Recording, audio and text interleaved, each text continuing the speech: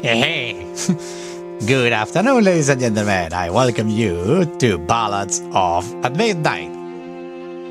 It's a fantasy game and there is a vampire, so there are gonna be some shenanigans. It's a love adventure, if I'm not mistaken, a romance novel, a visual novel, romance visual novel. It's gonna be fun, and you know, I love this. I love visual novels a lot. You can find on my channel so freaking many. So yeah, the thing is that it's gonna be fun, probably. It shouldn't have anything like, you know, it says suggestive things in like a warning when I boot up the game. It said like suggestive themes, some traumas, etc. The things that make a good novel, actually. So we're gonna go into it, and I love suggestive, so let's go. It didn't say anything like explicit imagery, which will be like the problem. Credits though, these are the guys who made it. Just a couple of people. Oh, and I actually want to wait a minute. I want to see the portfolio. This is great, actually. I didn't know that they will give you the portfolio of the guys in the credits. This is great. You know why?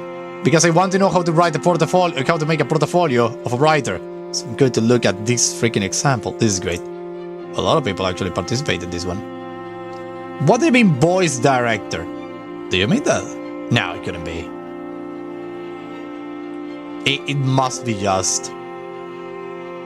It must be just one or two lines. They wouldn't like... Oh, maybe they will. I don't think so. Or do they? But did they? Did actually? No. They... Wait. Huh? Settings. Let me see something. Yes.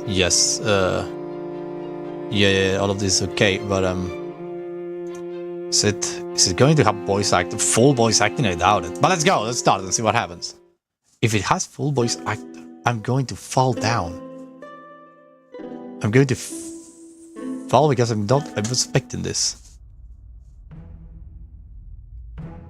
Okay, so far nothing. I love the character designs, by the way. This is what I love visual novels. The freaking character design. They're so beautiful. My wrist itch.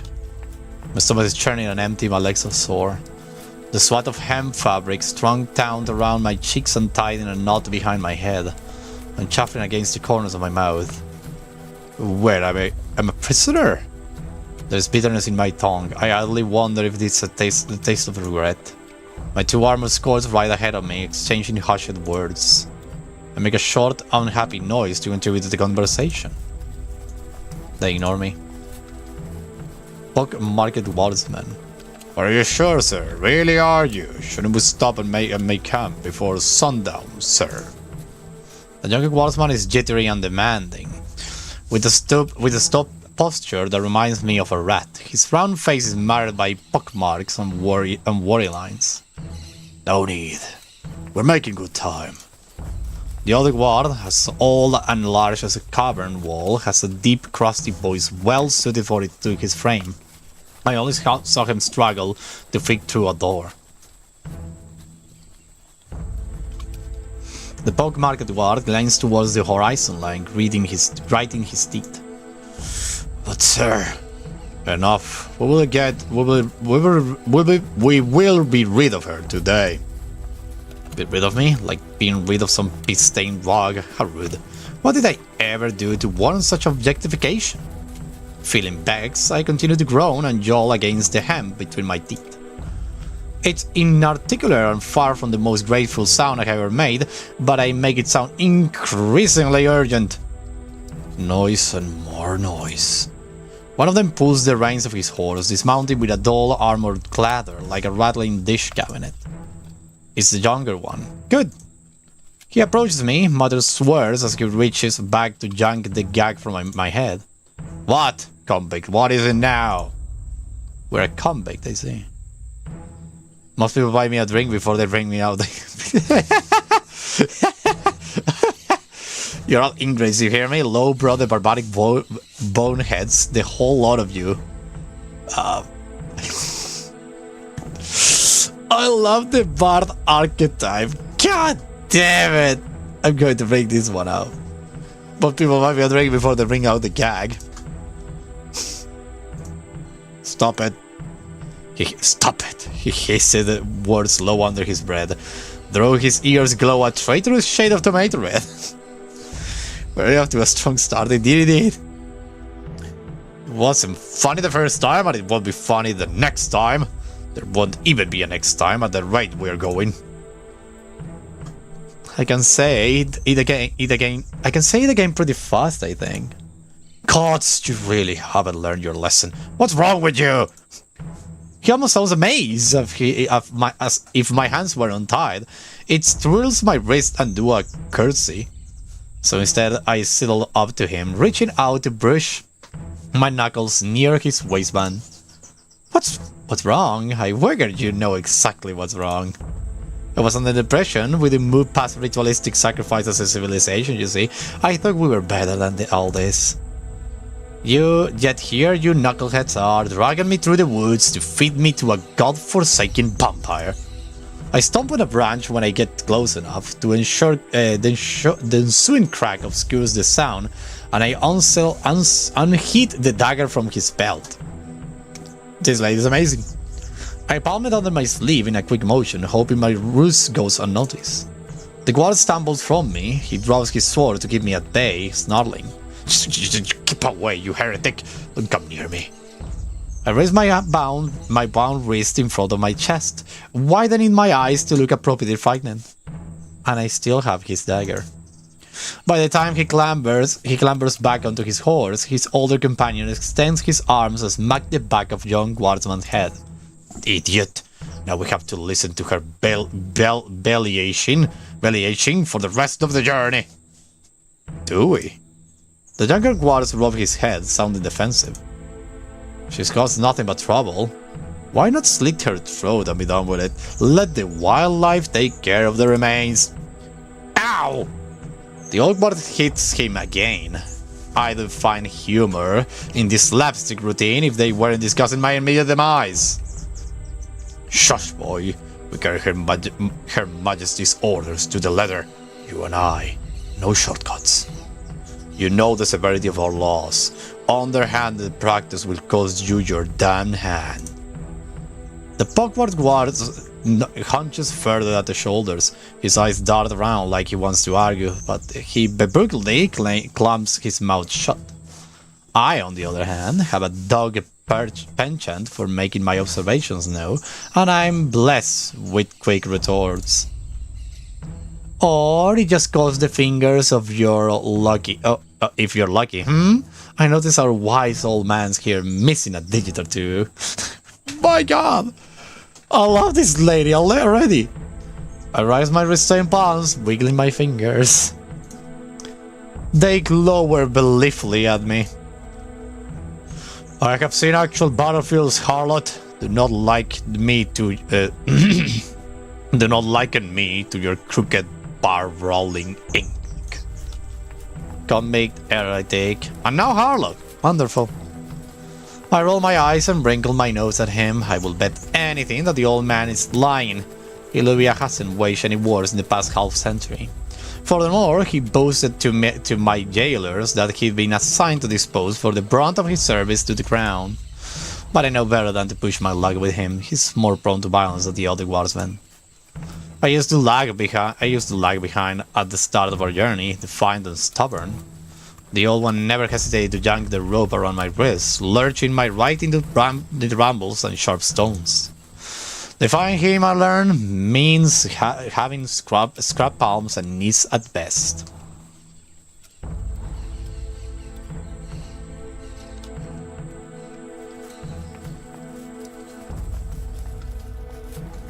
Our pace carefully slows when we cross over a mossy log and a series of thick, tangled roots, for the horse's sake, of course, rather than mine. I work my jaw in silence for a while, keeping a measured distance behind them. My grip on the dagger is unwieldy and clumsy. Aiming it towards my bones is trickier than I imagined. I flinch at the point it tip jabs against my inner arm, but shoot the guards a whining smile when they turn to look at me. So, good old cursed forest, huh? Did you volunteer to escort prisoners through the blinding brush, or was it a uninherited post, fathers and such. The poke's market water coughs and mimics my words under his breath. Nothing to fear in these old woods, lass. Not if you are properly armed. Nothing but bears and wolves. People steer clear because they fear what lies in wait beyond. Surely you know that much. The man don't ding to tell me how they were assigned to their roles. None of my business, I suppose. An overhead canopy of leaf parts, allowing patches of sunlight to hit my scalp and cheek. The journey has been long and exhausting, but not altogether difficult. I do even consider it idyllic for its perpetual backdrop of birdsongs and distant running water. Any sense of leisure sinks and coils at the pit of my stomach as I realize the birds have gone silent, and the sounds of water have risen into a dull roar. Before us is a murky disk of water, blemished green with algae, miles long, miles wide, and a harmlessly uncertain depth. A jagged, ostentatious state, protruding from the ground like a sword through someone's back, looms across the water's expanse. A state, you say? So a big manor. Not the first decrepit castle I have seen in my travels, but perhaps it's maybe my last. That's where I will be staying then. Home sweet home.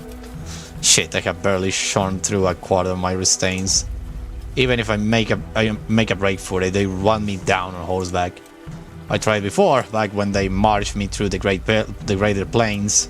They nearly trampled me into paste. Quiet down, you sorry lass. You might wish to take this time to consider your last words. That's not a bad idea. I could hit you with a real singer before I go. The old ward groans, mumbling a bitter prayer. I barely have time to hide the dagger before he dismounts and shoves me with more force than necessary. He loads me unceremoniously into a ramshackle little boat, leaving the pox-marked guard to deal with me while he tends to the horses. Great.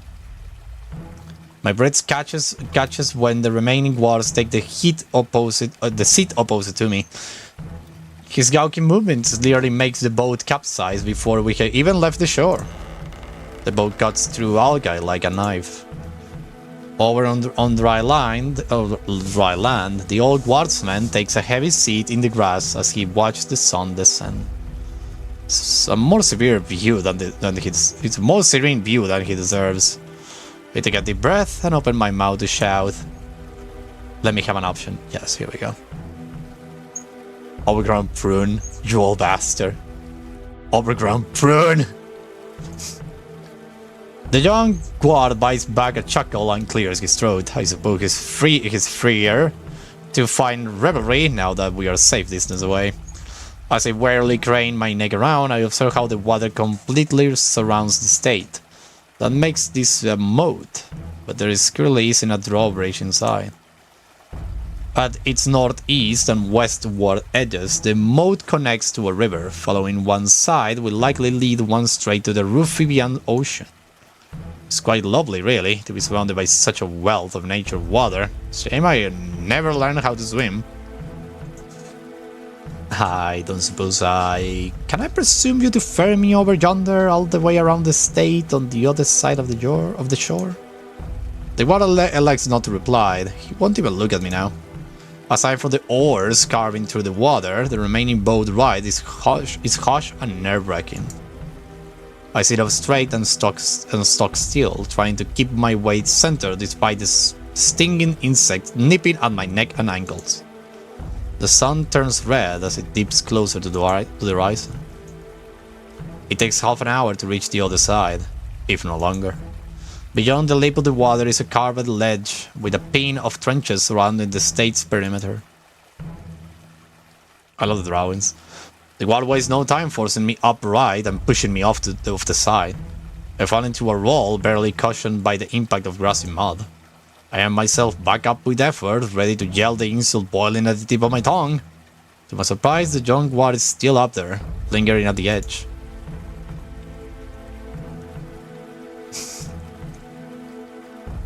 Miss me already?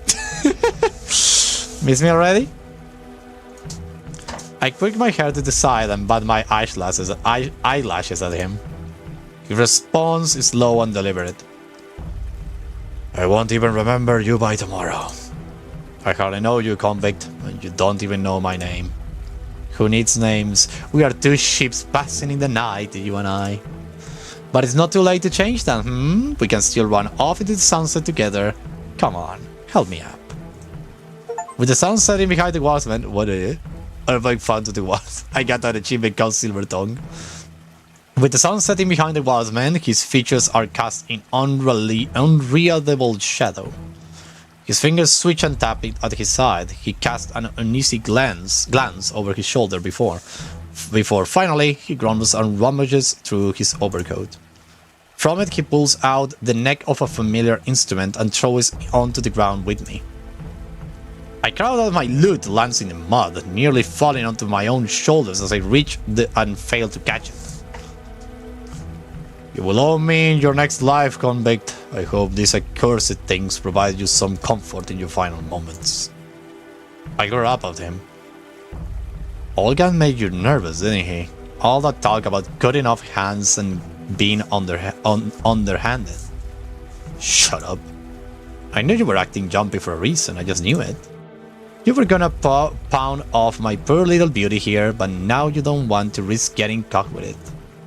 Harlot! He spit at me before he hurries away. I listen to the sound of the boat sloshing into the water and then the creak of oars shortly thereafter. Now, why is it that when people don't know how else to argue with a woman, they just remark on how frequently she had sex? With effort, I dislodge the dagger from the inside of my sleeve. It's still unwieldy, but cutting myself loose is a little easier when I don't need to hide the blade from my captors. Love this character together, but I have loot! I'm a freaking bard, I knew it. This is probably inspired to some degree by Dungeons and Dragons because Jesus Christ, this is totally Dungeons and Dragons. I love it. I pick up my loot, carefully wiping off the dirt and grime before I check and adjust its strings. I holster it across my back where it belongs. It's thankfully intact, but I'm not sure I can say the same about myself. I know I need to come up with a plan. I need to explore and get familiar with my surroundings, seek out a hiding spot while there is still daylight. But my entire body is aching. I won't get far if I push myself to move now. I check the inside of my clothes for the last of my possessions, kept safe and hidden under the lining. I have never... Give me a second though, I need to answer this message, it's really important. Let me just close this and then go over here. And let me just open this up. Really important message that I need to send.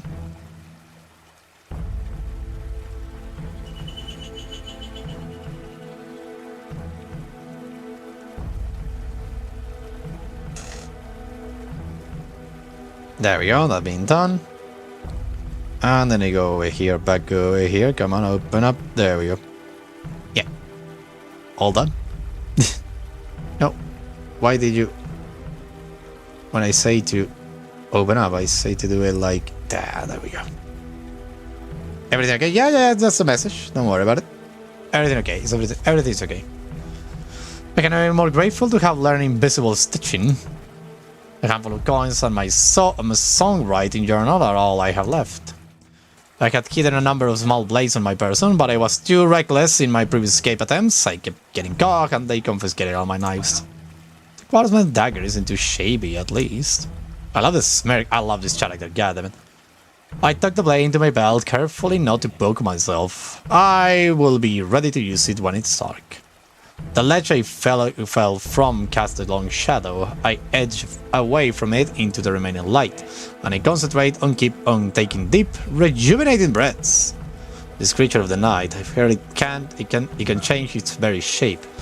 If it pursues me in the form of some animal, I doubt I can outrun it for long. It's wise to save my strength so I can battle whatever form it takes. After all, I'm determined not to go down easily. Rhapsodic introductions. We're going to play until the chapter 3 because a lot of things I need to, do. I want to do another thing. Because, by the way, I have recorded the stream I did with Kim of, Lethal Company, so I have the footage. I just want to trim it down a little bit. It's gonna be fun. Dusk falls. There's barely a sliver of apricot orange glowing across the horizon, which means my shelter of light dims and shrinks by the minute. I shiver as the evening cold burrows under my clothes, and I sense the vampire just moments before I hear it speak. Well, another gift from the crown. Oh, I love it! I freaking love it! Oh, I love it! Oh, what a great voice. I love voice acting. Oh, I like voice actors. I don't think it's fully voice acted, like I say. Or maybe it is, I don't know. The creature's airy, serpentine voice moves around me as I prowls beyond the perimeters of remaining light. It's watching me, circling me like a vulture. What grievous crimes you must have committed to be sent all the way here. My god, what a great voice. I draw my dagger, pointing it at the source. Assessing your dinner, beast?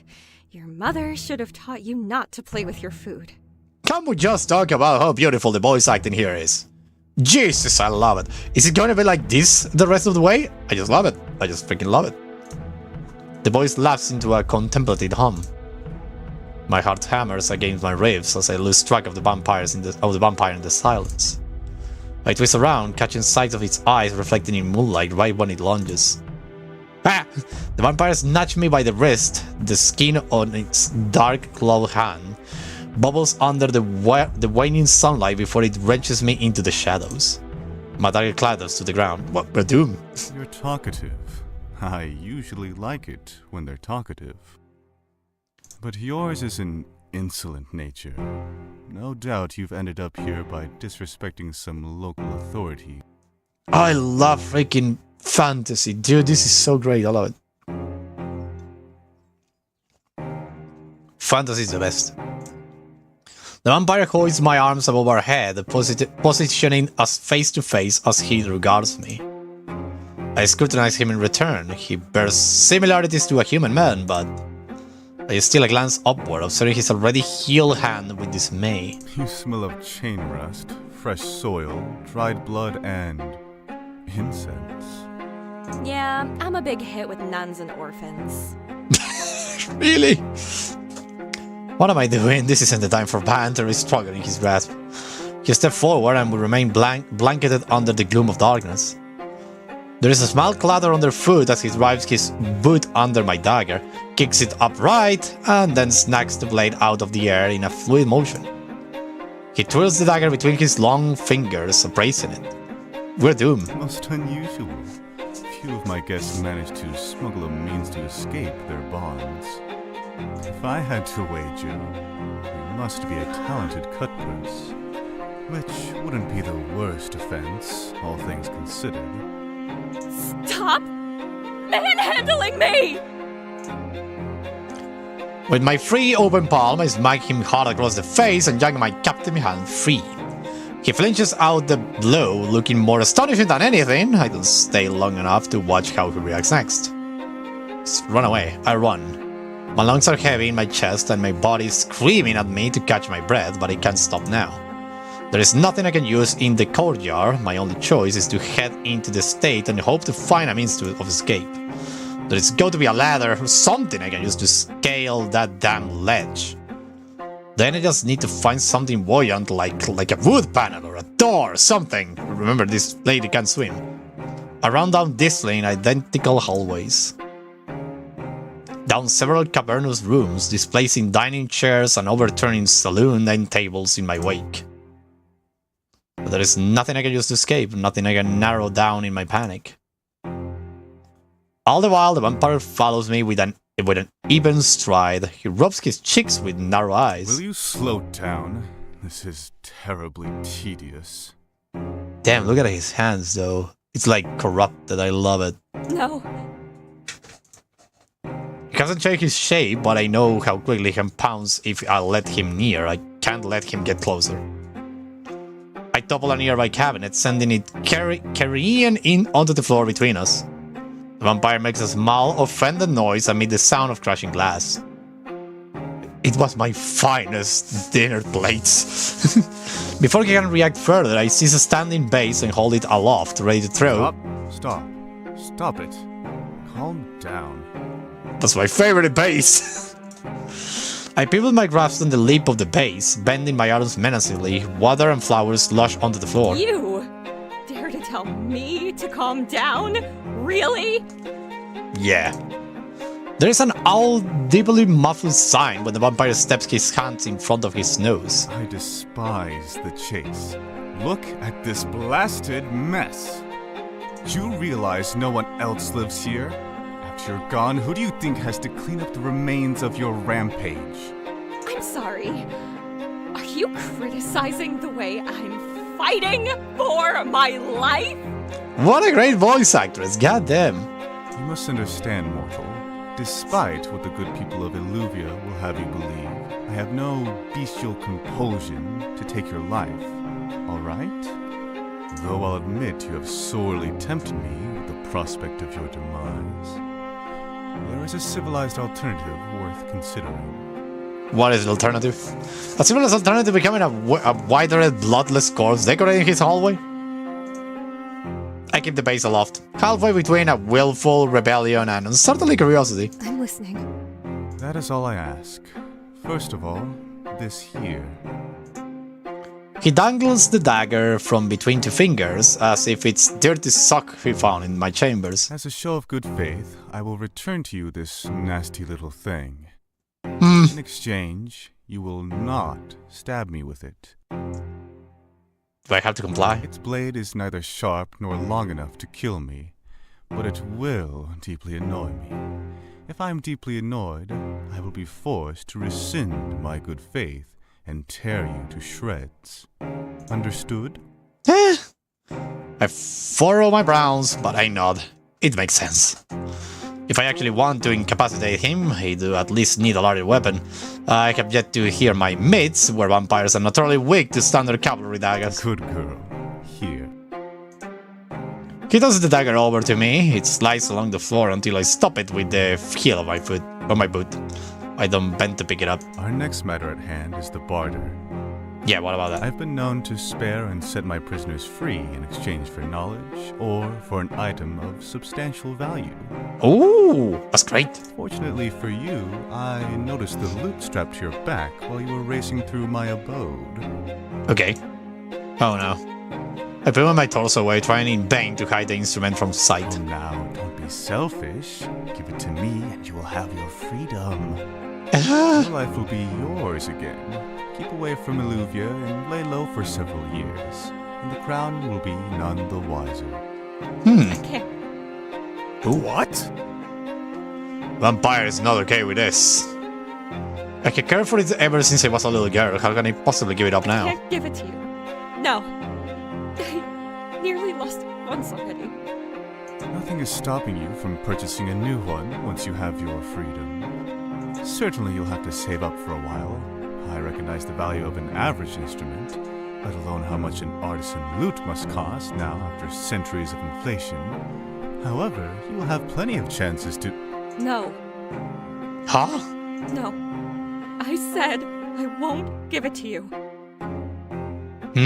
Why not? Why is he angry at me? Hypocrite. I raise my voice to match his tone. I can't help it. I get competitive. You imply me to be insensitive on the grounds of trampling through your home, but what about you? Demanding my only means of providing for myself. Your only means? Nonsense. You're able-bodied, young, far from hideous. Once you have your freedom, I'm quite certain you'll figure something out. Vampire. Your venerable age must have impaired your hearing then, vampire, because I'm not sure you quite caught it when I repeatedly said no. I am not giving it to you. I don't know if this is wise, but well. Fine. Then you're not leaving. He flings his hands skywards, turning and stalking towards the nearest window. Pray you'll have fun rotting in here for the remainder of your brief and miserable existence, mortal. At which point you and I might have something in common.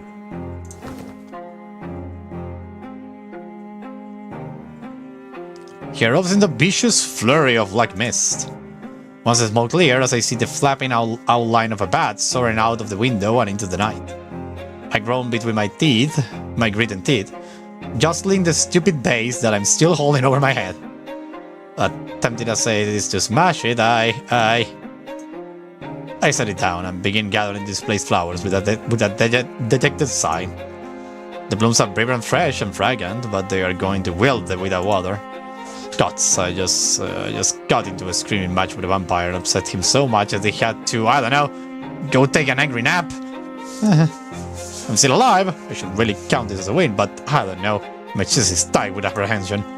I wasn't supposed to annoy him. He'd say he'd rip me to shreds if I annoy him. Damn it, gods, damn it! What have I done? I should have offered to barter with something else. I don't have interest in a few coins I have, and I can't bear to part with my music, but he did mention an option to trade knowledge. Even if he has centuries to experience the world around us, sure there is an obscure nugget of wisdom I can impart. After all, I like to think that everyone I meet teaches me something new. I will have some leverage if I can figure out what he already knows. And if I can't, then I need to find something else to protect myself. The gather will be of little use aside from cutting a rope. This is great, I love it. Stray Dog Serenade. Oh my god. Okay, but let me see something. How much time have I been doing this stream? 34 minutes. Yeah, I can go for a little more. Yeah, let's go for another chapter. Night seems never ending as I creep through the estate. The vampire has shown himself since our earliest squabble, though his absence does little to assuage my nerves. As any prey animal knows, the deadliest predator is one you don't see coming. Exhaustion weighs against my eyes, but adrenaline keeps me on the edge, pulsing through my veins like a heavy drum. The slightly shift of wind-blows curtains make me jump. I keep expecting those moonlight eyes to be watching when I turn. But the shadows are always barren, devoid of vampires. Does he really mean to sulk for the remainder of the night? I suppose I should count my blessings while I can.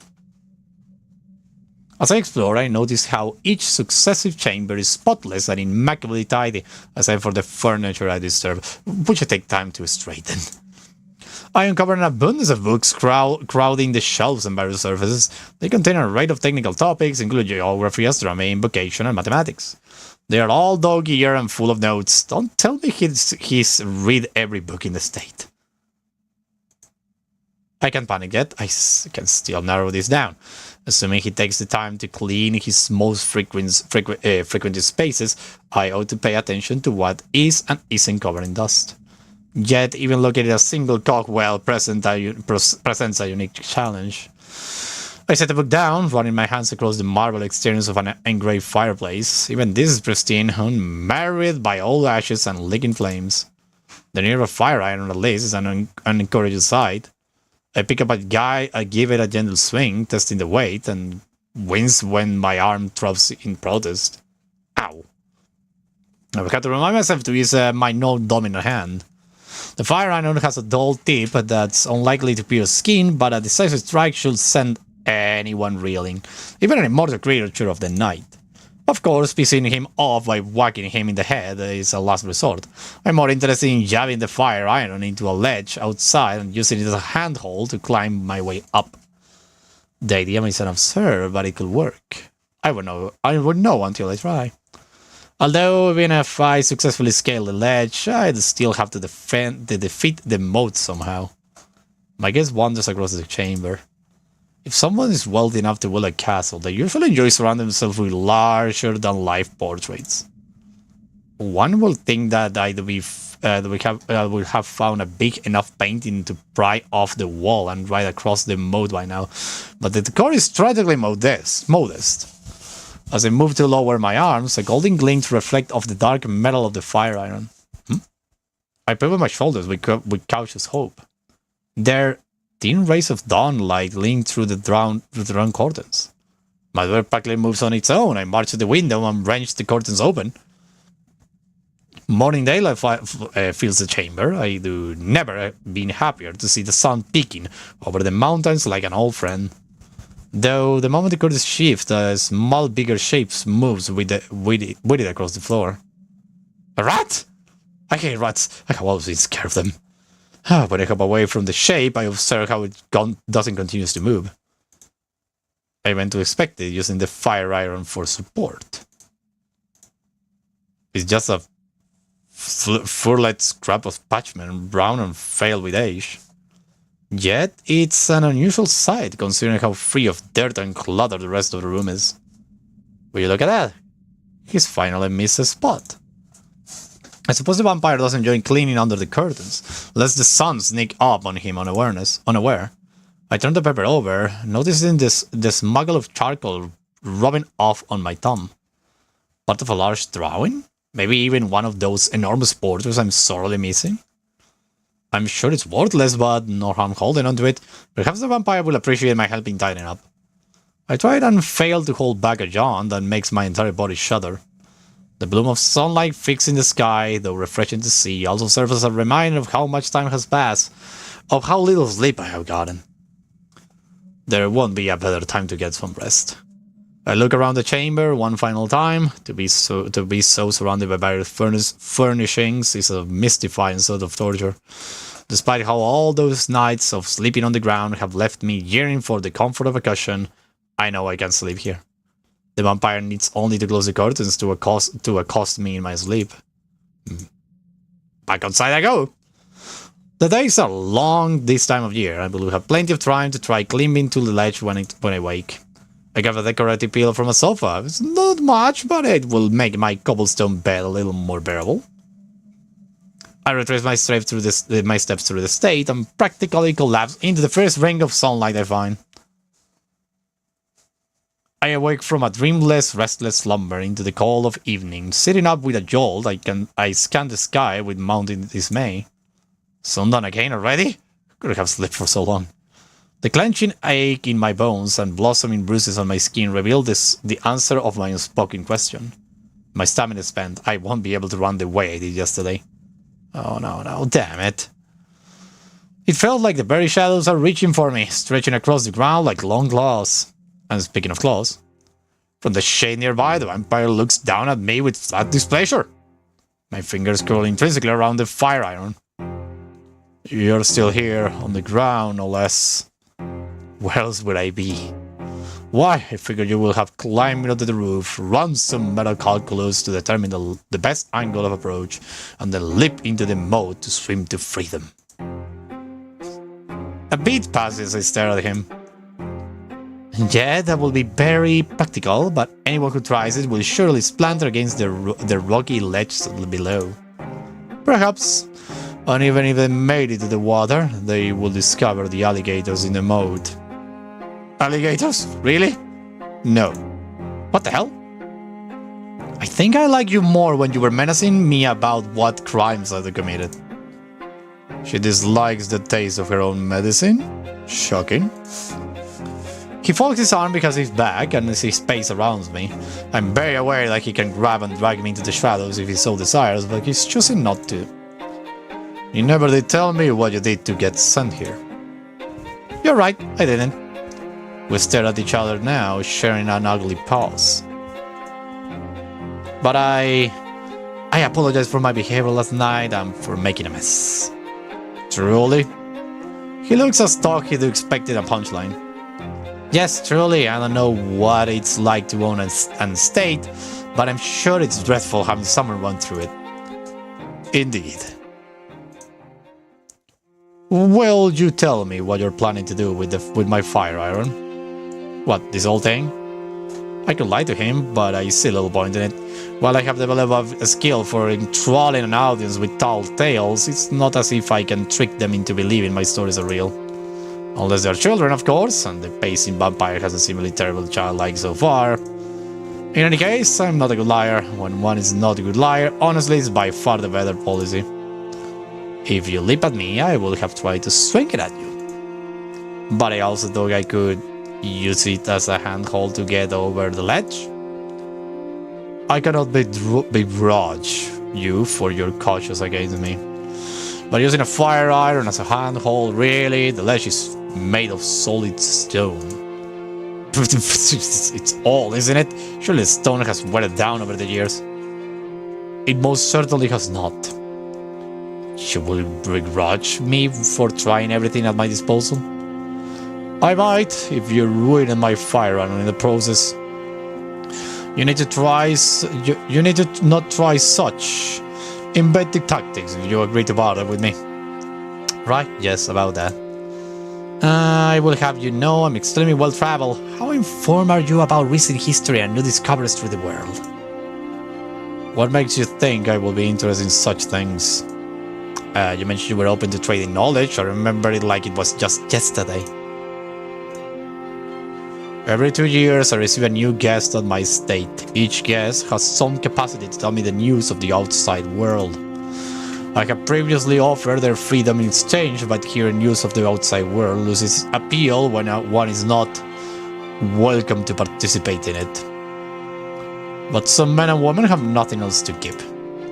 Surely you will not deprive this opportunity from a future guest. We have more to offer than this. My loot feels heavy against my back. What else can I offer that amounts to the price of my freedom? Please, I can't give it to you. He scoffs at me. Just when I thought you were seeing sense. But I may yet be amenable as you have been to me. Last night, I hadn't fully understood that you play music as your primary profession, not at first. My recent slew of guests have been cutthroats and highwaymen. I forget that I have also house scientists and artists. I presume you must be good at your craft. As such, you need your loot more than I do.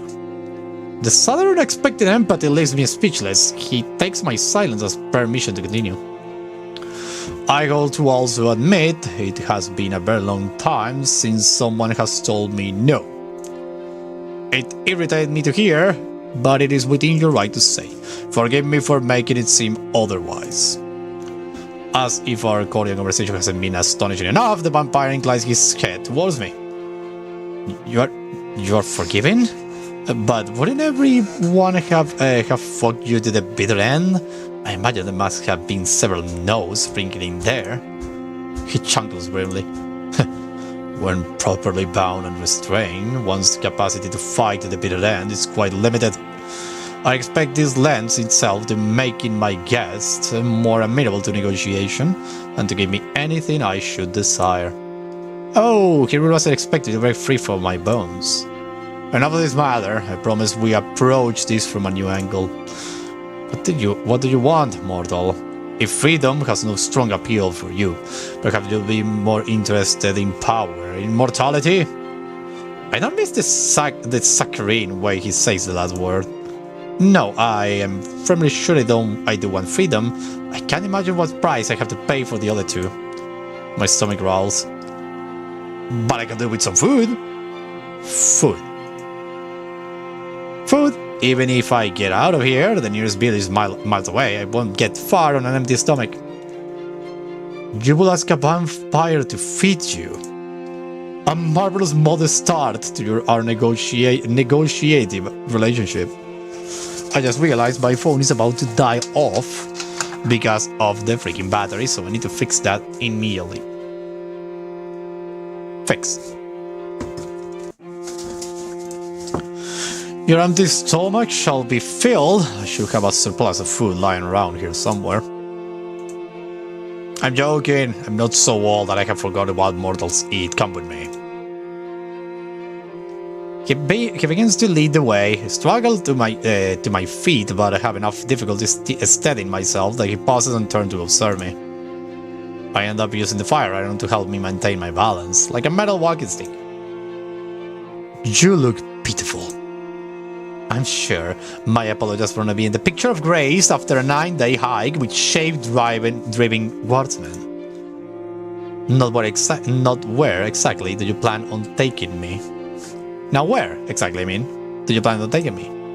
The vampire is kind enough to slow his pace and walk with me in parallel tandem, though he stays in the shadows and I am in the waning light. You are astoundingly paranoid. I'm taking you somewhere I can feed you, like we agreed. Hey, you mean to feed on me, don't you? No. He said it with such disgust that I gaped at him, taken aback. Oh, don't even begin to act offended. Have you look at yourself? filthy, dragged through prison cells and mud. Your taste more certainly will be foul. I brought back a retort about how I'm supposed to taste, more importantly. You're really not going to kill and eat me, ever? Covered in muck as you are, I have no desire to touch you. You doubt me? I don't know, it sounds like you will attack me at the moment I'm clean. And I can get a read on you. Maybe it's your fetish to lure your victims into a false sense of security. How easily you remark on a stranger's fetishes. I can be suspicious that you were a traveler, but I'm certain now you could not have been raised in Illuvia. Ah yes, beautiful Illuvia kingdom of ungrateful prudes. They don't appreciate me here at all. I'm quite certain they did not. You may have a seat and wait here, though I can't guarantee the chairs won't bite. Very funny. He smirks a little at that, though he turns as if to hide it. The kitchen is nearby, I won't be long. I got a glimpse of his chicken during my exploration last night. I noticed it was stocked with well-loved pans and utensils, but I never imagined that meant he used them with any frequency. I expect you will stay put, willfully wounded as you are. If you wander off and I can't find you, I will have to deposit your meal into the moat. Ah, very well. I will tame my adventurous spirit for the time being. Wouldn't want your imaginary alligators to be fed in my place. You are catching on, good girl. You're catching on. Good girl. True to his words, the vampire returns in short order. He sets a straight load with roasted roots and grilled perch before me, a simple enough meal, but one of the most beautiful sights I have seen in recent memory. It's not a plate of blood. It is not. Shall I switch it out for you? No, I will be quiet. I reach for the fork and slice into the fish, excited to savor my first meal in days. I take the first bite and... it's awful. Some of the prison's love tastes better than this burnt, over-salted tragedy. Even a stranger, I taste hint of cinnamon, garlic, and coffee.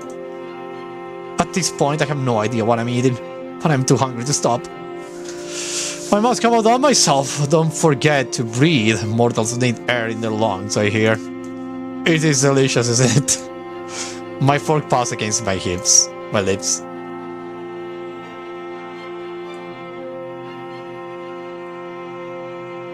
Later might be honest. Gods is really not.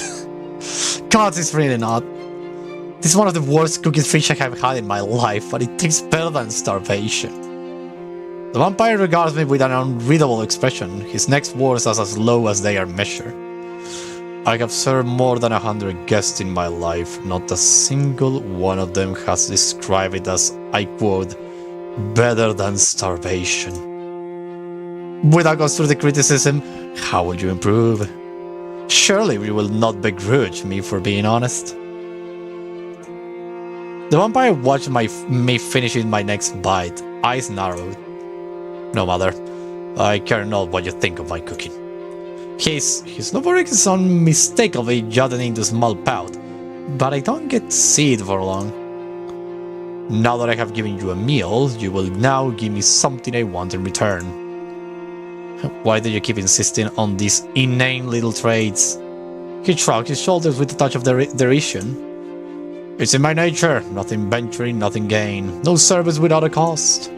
Fine, vampire. Can I interest you in a song? He arches a brow and says nothing, but I can tell I have piqued his interest. I have seen your books. All technical, no whimsy. It must have been some time since you last heard a compelling story. I shift my lute into my arms, throwing in once for intrigue, attempting a little preview. Very well, Bard. A song in exchange for the meal. Please tell me the song is sing. Please tell me the song is sing. I lower my gaze into my lute, heavy a sigh I didn't know I was holding. Good, I just have to play a single song. Tell me it's a simple request. One I have fulfilled thousands of times over in several dozen taverns, but the thrill of anticipation is making my fingers jither. Just yesterday I was grimly certain that I will never perform again. Now, Now I'm performing for the vampire who was supposed to tear me to shreds. I trace a fingernail over a single string, then I look at each string sequentially, testing and turning it in turn, and then I begin to play. Please tell me it's a song. Come on. The vampire, who until now had a perpetual proclivity for pacing, slows and pauses mid-step to watch me with his hand folded on a writing table. My verse turns into the best weapon I have ever wielded, stronger or sharper than any knife or fire iron. God damn it, my dead. Notes trickle from my lungs, rush through my throat, and pour from my lips into a song that floods the room with a tale most forlorn. The ballad of Hecho starts melancholic. It follows a young man as life takes from him. His father is the first to be taken. Life cut short by a plague. His betrothed, the next, abandoning him for a wealthier man. When he's brutally mugged and left for dead, he feels as though his last remnants of peace have been torn to shreds. He finds himself alone, left behind, forgotten. His mind is swallowed whole by rage and grief and self-loathing until one day, he decides it's his turn to take. He takes a torch to the stables of his former betrothed. He takes a noblewoman heart with false oaths and pretty words. He takes the world by storm, molding it like wet sand to fulfill his every desire. When I finish the song, I offer the vampire a small bow. Though my entire performance, his gaze clung to me like a thorn, never once wavering from my body. What a wretched protagonist. You don't like it? It's one of my most requested tavern songs. Ah, how baffling to hear that human men find inspiration in an egocentric finale. There is a version of this song with a female protagonist. It's not always requested by men. Another unexpected revelation. Although I found the song message disagreeable, I will concede that you sung it well. Oh, thank you? We lapse into a brief silence, not quite looking at each other. To my surprise, he's the one who speaks next. This state, I often forgot what it's like to have more than one the sound of my own thoughts and of cicadas crying in the night. With nothing to interrupt the passage of immortality, silence can be maddening. How much do you earn at these taverns of yours? How many songs did it take for you to afford an instrument of that quality? How many songs? I can never talk of it that way, it doesn't really work like that. I look down on my lute, running my fingers over its surface. It was given to me, which means I never actually had to pay for it, but I don't need to share that with him. Sometimes I compose original songs on commission, which is more time-consuming, but affords me more gold.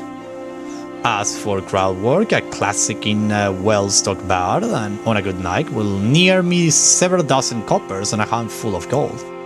I suppose it amounts to 100 songs or so I combine the two. Of course, saving up for an artisan instrument will take even longer. Yes, 100 songs, you say. 100 songs over 100 nights, and I will ensure you have food, hygiene, and eventually safe passage from the state. Hygiene? But if I'm clean, you will want to suck my blood. Then you can be clean in the day and dirty yourself up in the night if it pleases you. Do what you will. His word hung in the air between us like a haze. Despite the numerous opportunities he had to hurt me, he hasn't laid a hand on me all night. If my safety really is guaranteed, it's a tempting deal to take. Besides, it's not like I have many other options. Just some songs and you will let me go? You won't try to steal my loot while I sleep? You take me for a common thief? How dare you? Such an appalling accusation when you can clearly see I still have all my fingers. The vampire raises his hand for me to see. The familiarity of the gesture is uncanny. Wait, was he actually following us all along?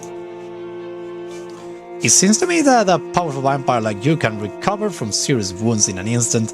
You could once have been amputated at the elbow for all we know. And speaking of vampires, I seem to recall a legend that suggests your kind can't cross running water. Which means you can't leave the state either, can you? I'm curious to know what crime you committed to be sent here. Enough. I await your song tomorrow. He stands to leave.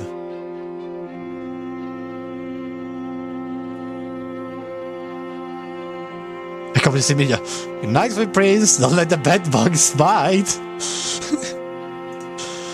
You realize I'm not going to sleep. I just no longer wish to be in your company. Then I hope the bedbugs do bite you.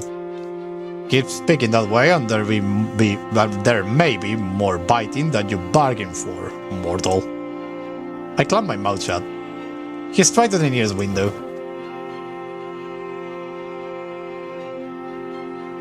Like before, he erupts into mist and takes off into the night in the shape of a bat, but this time, he's left me with a half-finished plate of unsauced fish. Oh! Amazing! Food! That doesn't taste bad! This is beautiful, by the way. This is so beautiful. I love it. Okay, so let me save the game, though. Save it. Rampy is such an amazing tool. God, save. You see what to overdrive? Just, I guess so, yes. Perfect. So, ladies and gentlemen, this is all the time I have for today. This game I'm actually going to continue it tomorrow, so stay put for that. I know it's not exactly the cup of tea of everyone around me, but it's still pretty good and I really enjoy it. Wait a minute, what is happening? Is the frame rate working okay, or am I just like...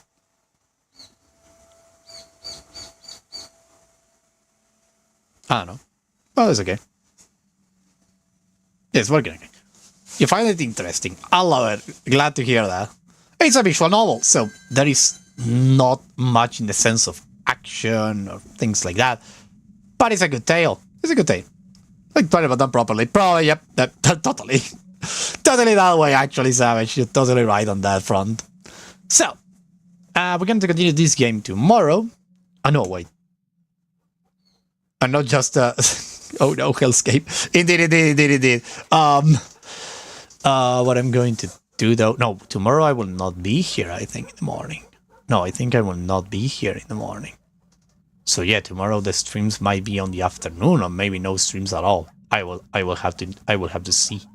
I will have to see if there are actually streams tomorrow. I will see. Well, thank you very much everybody for coming. Thank you for watching. I hope you had a blast. I hope you enjoyed this one. The voice acting of this was amazing. By the way, my avatar is moving because I'm moving in my chair. So thank you, Savage, and thank you, Sophie, for being here, hearing me out, reading basically what is a novel.